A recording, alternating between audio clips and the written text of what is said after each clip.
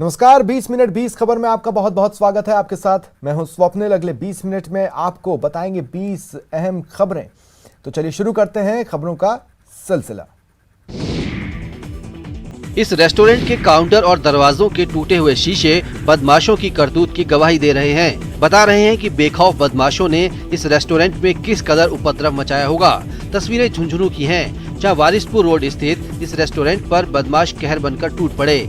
जानकारी के मुताबिक गाड़ी पर सवार होकर आए 4-5 बदमाश रेस्टोरेंट पहुंचे और रेस्टोरेंट मालिक से अनिल नामक युवक के बारे में पूछा, लेकिन जब उसने अनिल के बारे में कुछ भी जानकारी होने से इनकार किया तो बदमाशों ने आव देखा न ताव रेस्टोरेंट में तोड़फोड़ शुरू कर दी। देखते ही देखते बदमाशों ने रेस्टोरेंट के काउंटर और दरवाजों के शीशे चकनाचूर कर दिए। इतना ही नहीं, गले में रखा कैश भी लूट लिया।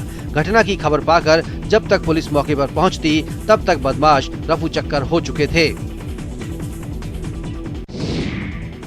दौसा में मानसिक रूप से कमजोर एक शख्स पुलिस के लिए मुसीबत बन गया। हुआ यूं कि रात को पुलिस को ये खबर मिली कि एक शख्स एसपी और कलेक्ट्रेट कार्यालय में घूम रहा है। फिर क्या था, पुलिस मौके पर पहुंची और उसे पकड़कर कोतवाली थाने ले आई। असली कहानी अब शुरू होती है। पूछताछ के बाद पुलिस मानसिक रूप से कमजोर शख्स को अपना घर भेजने के लिए संपर्क कर ही रही थी कि अमर सिंह जाट नाम का शख्स थाना परिसर में स्थित मंदिर की छत पर चढ़ गया और कूदने का ड्रामा करने लगा, जिसके बाद पुलिस के हाथ पांव फूल गए और उससे नीचे उतरने की गुहार करने लगे। कुछ देर तक छत पर ड्रामा करने के बाद युवक कोतवाली थाने के मेन गेट पर चढ़ गया और थाने का बोर्ड गिराने की कोशिश करने लगा। इस दौरान बड़ी संख्या में लोग वहां जमा हो गए और पुलिस के जवान भी अलर्ट हो गए। कोतवाली के गेट के नीचे एक टेम्पो खड़ा किया गया और उसके ऊपर कुछ युवक चढ़े ताकि अमरजीत को नीचे उतारा जा सके। करीब 1.5 घंटे की मशक्कत के बाद अमरजीत जाट को नीचे उतारा गया। इस दौरान कोतवाली थाने की दीवारों, छतों और मंदिर की छत पर पुलिस के जवान उस युवक को उतारने की जद्दोजहद में जुटे रहे। प्रदेश की स्वास्थ्य सेवाएं किस कदर बदहाल हो चुकी हैं, उसे समझाने के लिए बांसवाड़ा के जिला अस्पताल की ये तस्वीर ही काफी है। देखिए जरा, बांसवाड़ा का जिला अस्पताल है, लेकिन यहाँ सुविधाओं के नाम पर कुछ भी नहीं। हाल ये है कि यहाँ मरीजों के लिए स्ट्रेचर तक नहीं, तभी तो इस युवक को इस कदर उठाए अस्पताल के चक्कर काट रहे हैं, इधर उधर घूम रहे हैं इलाज के लिए। उस युवक के लिए जिसने जहर पी लिया है, जिसका इलाज फौरन होना चाहिए। ये हाल तब है जब इस जिले से प्रदेश सरकार के 2 मंत्री हैं और जब स्वास्थ्य सुविधाओं को लेकर अस्पताल से सवाल पूछा गया तो जवाब वही रटा रटाया, हमें तो स्ट्रेचर नहीं मिलने की जानकारी ही नहीं थी। ऐसा हुआ है तो मामले की जाँच करा लेते हैं। दरअसल बीती रात धटवाड़ा थाना सदर निवासी एक शख्स ने जहर पी लिया था। परिवार वाले उसे गंभीर हालत में लेकर यहाँ पहुँचे। अस्पताल के मेन पोर्ट से इमरजेंसी तक पहुँचने के लिए स्ट्रेचर की जरूरत थी, लेकिन जब कोई हल नहीं निकला तो परिवार के 3 लोगों ने ही युवक को उठाया और इमरजेंसी तक पहुँचाया। जिस घर में शादी की तैयारियां चल रही थी, उसी घर में अब मौत का मातम पसरा हुआ है। जिसके सिर पर दूल्हे का सेहरा सजना था, वो अंतिम यात्रा पर निकल पड़ा। बाड़मेर के जांबाज होमगार्ड के जवान को जब अंतिम विदाई दी गई तो सभी की आंखें नम थीं। कर्तव्य पथ पर अपने प्राणों का बलिदान करने वाले नेमाराम मेघवाल को अंतिम विदाई देने लोगों का हुजूम उमड़ पड़ा। बाड़मेर के रहने वाले नेमाराम मेघवाल जैसलमेर बटालियन के होमगार्ड जवान थे और 3 दिन पहले करौली में खनन माफिया से मुठभेड़ के दौरान वो शहीद हो गए। नेमाराम और उसकी बहन धिया की शादी इस जुलाई की 8 तारीख को होनी थी और घरवाले दूल्हे के घर आने का इंतजार कर रहे थे, लेकिन जांबाज का शव फूलों से लिपटकर घर पहुंचा तो घर वालों पर दुखों का पहाड़ टूट पड़ा। जांबाज के घर उनको अंतिम नमन करने वालों का तांता लगा नजर आया। जब इस सपूत को सुपुर्द खाक किया गया तो उनके जयकारों से आसमान गूंज उठा। उनके गांव के हर शख्स को नेमाराम पर फख्र है। जांबाज के अंतिम संस्कार से पहले बाड़मेर पुलिस और बॉर्डर होमगार्ड कमांडेंट की टुकड़ी ने गार्ड ऑफ ऑनर देकर जांबाज को सम्मान दिया। मकानों में दिख रही ये दरारें बेखौफ खनन माफिया और लापरवाह खनन विभाग की जीती जागती तस्वीरें हैं। अब तो हालत ये हो गई है कि लोग अपने ही घरों में दहशत के बीच जी रहे हैं। मामला भरतपुर जिले के पहाड़ी उपखंड के गांव ठेकड़ावास की है, जहां ब्लास्टिंग से कई घरों में दरारें आ गई हैं, जिसके बाद गांव वालों ने सीएम के नाम ज्ञापन सौंपा है और पलायन की चेतावनी दी है। ब्लास्टिंग की दहशत के ये नमूने पहली बार नमूदार नहीं हुए हैं, बल्कि इससे पहले भी कई बार ऐसे वाकये सामने आ चुके हैं। ताजा घटना के बाद नाराज लोगों ने प्रदर्शन किया और सीएम के नाम एसडीएम को ज्ञापन सौंपकर खनन बंद करवाने की मांग की। लोगों का आरोप है कि लंबे समय से बस्ती से 250 मीटर की दूरी पर पहाड़ में खनन माफिया अवैध तरीके से ब्लास्टिंग कर रहे हैं, जिससे उनके घरों को नुकसान हो रहा है। लेकिन प्रशासन अभी तक खनन माफिया के खिलाफ कोई कार्रवाई नहीं कर पाया है। प्रशासन का कहना है कि ब्लास्टिंग से मकानों में दरार आने की सूचना मिली है, जिसकी जांच के निर्देश दिए गए हैं। होल बंद करो, हमें सुरक्षा दो ताकि हम अपने बच्चों को आराम से लेके रह सके, वरना हमें कोई सहारा नहीं मिलेगा तो हम चलेंगे कैसे? इसलिए सहारे के लिए हम यहाँ पे आए हैं।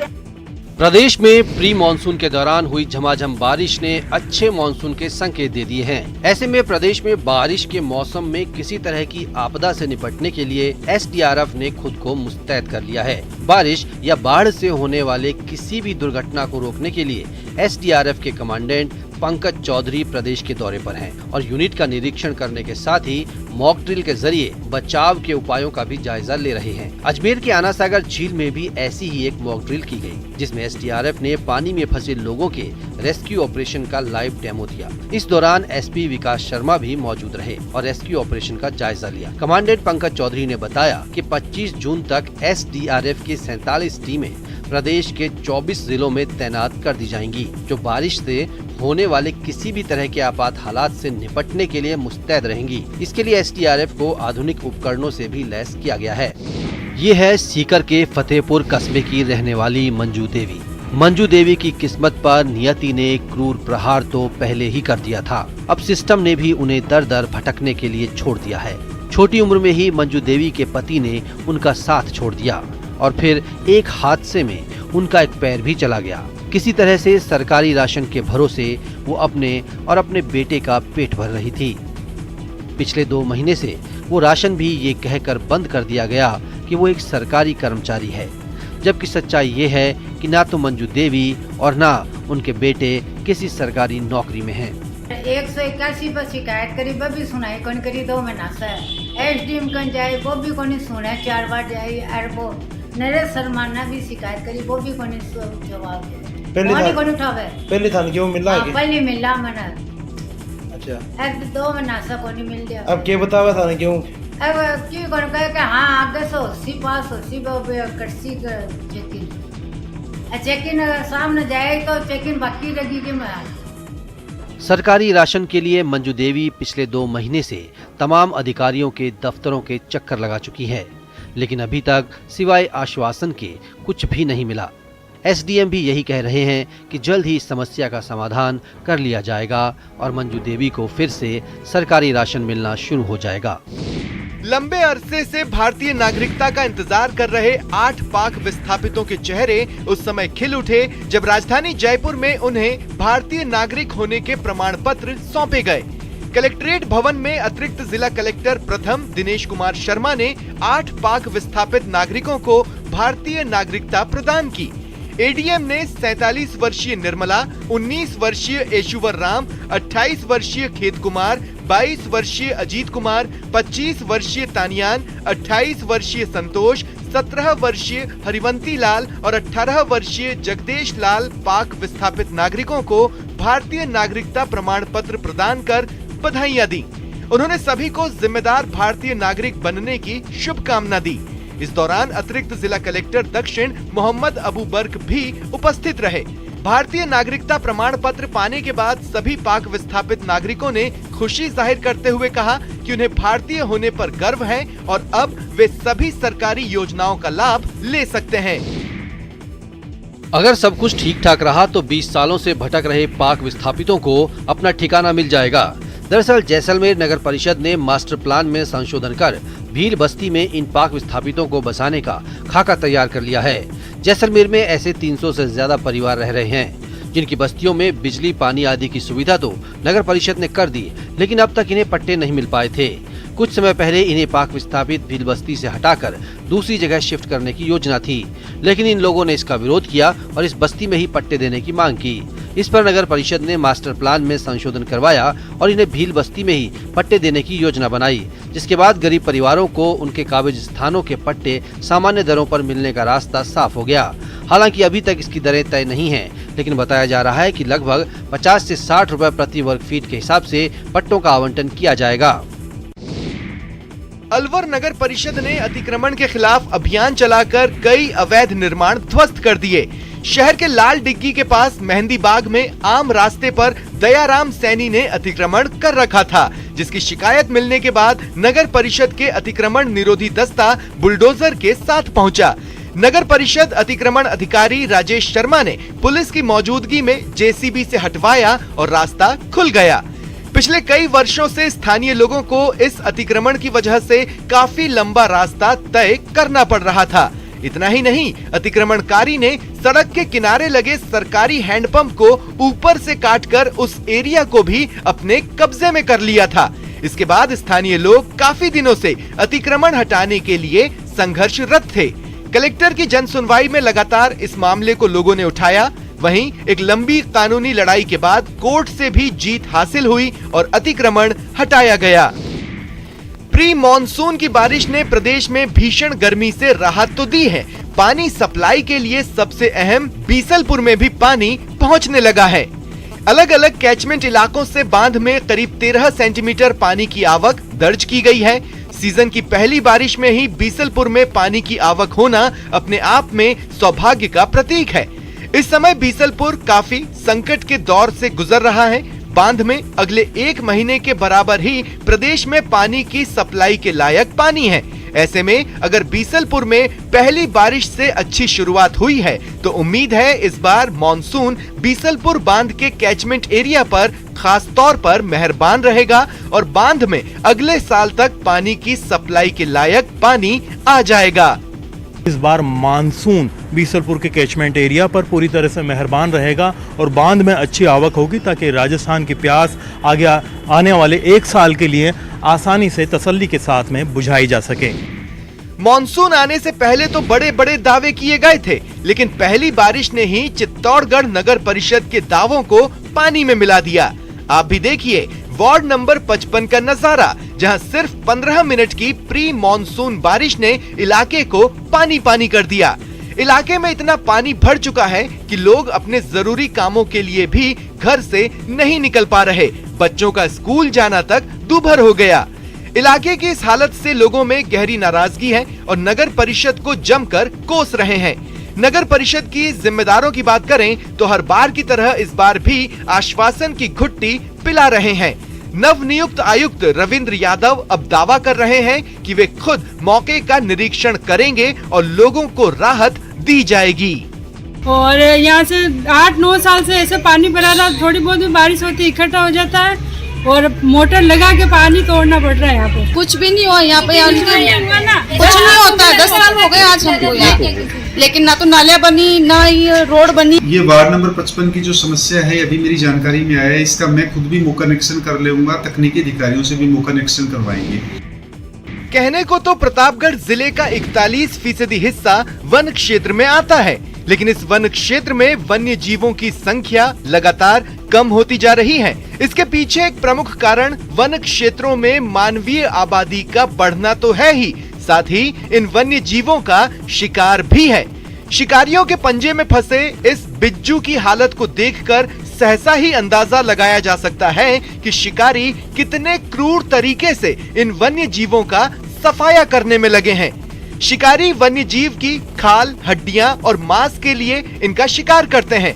पहले भी जिले में पेंगोलिन, जंगली सुअर और मोर समेत अन्य कई वन्य जीवों के शिकार के मामले सामने आ चुके हैं। कुछ मामलों में वन विभाग ने कार्रवाई कर शिकारियों को हथियारों के साथ गिरफ्तार भी किया, लेकिन उसके बाद भी इन घटनाओं में कोई कमी नहीं आई है। खुशगवार मौसम का असर इंसानों के साथ साथ जानवरों पर भी देखने को मिल रहा है। तभी से बाघ का पूरा परिवार इस सुहावने मौसम में सैर के लिए रोड पर आ गया। टाइगर फैमिली की सैर की शानदार तस्वीरें सवाई माधोपुर से आई हैं, जहां मंगलवार की रात एक बाघिन अपने बच्चों के साथ हाईवे पर आ गई और खुशगवार मौसम का जमकर लुत्फ उठाया। टाइगर फैमिली के सैर के दर्शन ने लोगों को रोमांचित कर दिया। ये शानदार नजारा रणथंभौर से गुजरने वाले नेशनल हाईवे 552 के बोदल गांव के पास दिखाई दिया। बागिन T99 ऐश्वर्या को अपने बच्चों के साथ चहलकदमी करते हुए देख लोगों के मन बाग बाग हो उठे। इस शानदार दृश्य को देखने के लिए लोगों के कदम ठिठक गए। रोड पर वाहनों की लंबी कतार लग गई, लेकिन इससे ऐश्वर्या को क्या फर्क पड़ने वाला था। वो तो बेफिक्र इस सुहावने मौसम का लुत्फ उठाने में मशगूल थी। बागिन ऐश्वर्या और उसके बच्चों को देखते ही लोगों ने इन्हें अपने कैमरे में कैद कर लिया। असम के लोगों पर भारी बारिश कहर बनकर टूट रही है। बारिश के कारण पूरे राज्य में जनजीवन अस्त व्यस्त हो गया है। राज्य के 32 जिलों में बाढ़ का पानी भरा हुआ है। कई इलाके तो बाढ़ में पूरी तरह डूब गए हैं। ऐसे में लोग अपना घर छोड़कर राहत शिविर में शरण ले रहे हैं। सड़कें पानी में डूब गई हैं और लोगों को एक जगह से दूसरी जगह जाने में भी समस्या आ रही है। बाढ़ ने इंसानों के साथ साथ जानवरों के लिए भी भारी मुसीबत पैदा कर दी है। नौगांव और सिलचर में तो बाढ़ का पानी घरों में भर चुका है। हालांकि एनडीआरएफ और एसडीआरएफ की टीमें राहत बचाव कार्य में जुटी हुई हैं और लोगों को सुरक्षित जगहों पर पहुंचाया जा रहा है। आंकड़ों के अनुसार बाढ़ से राज्य की 55 लाख की आबादी प्रभावित हुई है। वहीं इस बाढ़ ने अब तक 89 लोगों की जान ले ली। बाढ़ के कारण फसलों को भी भारी नुकसान पहुंचा है। सरकार ने लोगों के लिए 1687 राहत शिविर बनाए हैं। राज्य में ब्रह्मपुत्र, बराक और उनकी सहायक नदियां उफान पर हैं, जिससे बाढ़ से फिलहाल राहत मिलती नहीं दिख रही है। कहते हैं फिल्मों का समाज पर गहरा असर पड़ता है। ऐसी ही एक फिल्म के सकारात्मक पहलुओं से प्रेरित होकर आगरा केंद्रीय जेल के 12 कैदियों ने नई मिसाल कायम की है। इन कैदियों में 3 ने यूपी 12वीं बोर्ड की परीक्षा पास की है, जबकि 9 कैदियों ने 10वीं की परीक्षा में सफलता का परचम लहराया है। आगरा सेंट्रल जेल के सीनियर सुपरिटेंडेंट VK सिंह ने बताया कि सजायाफ्ता 12 बंदियों ने परीक्षा दी थी। 9 बंदी हाई स्कूल की परीक्षा में उत्तीर्ण हुए हैं। इनमें जितेंद्र, अर्जुन और शिलेश ने फर्स्ट डिवीजन में सफलता प्राप्त की, जबकि राजेंद्र सिंह, विजय, प्रेमवीर, रमेश, धर्मेंद्र और वीरेंद्र ने द्वितीय श्रेणी प्राप्त की है। वहीं इंटरमीडिएट में 3 बंदियों शिशुपाल सिंह, हरि सिंह और जितेंद्र ने द्वितीय श्रेणी से परीक्षा उत्तीर्ण की। उन्होंने बताया कि जेल में ही परीक्षक ने आकर परीक्षा कराई थी। जेल अधीक्षक ने बताया कि फिल्म 10वीं की शूटिंग जेल परिसर में हुई थी। इसमें अभिनेता अभिषेक बच्चन ने 10वीं परीक्षा पास की थी। इस फिल्म का असर बंदियों की रियल लाइफ पर भी हुआ है। उन्होंने परीक्षा के लिए तैयारी की और इसके बाद परीक्षा में पास हुए।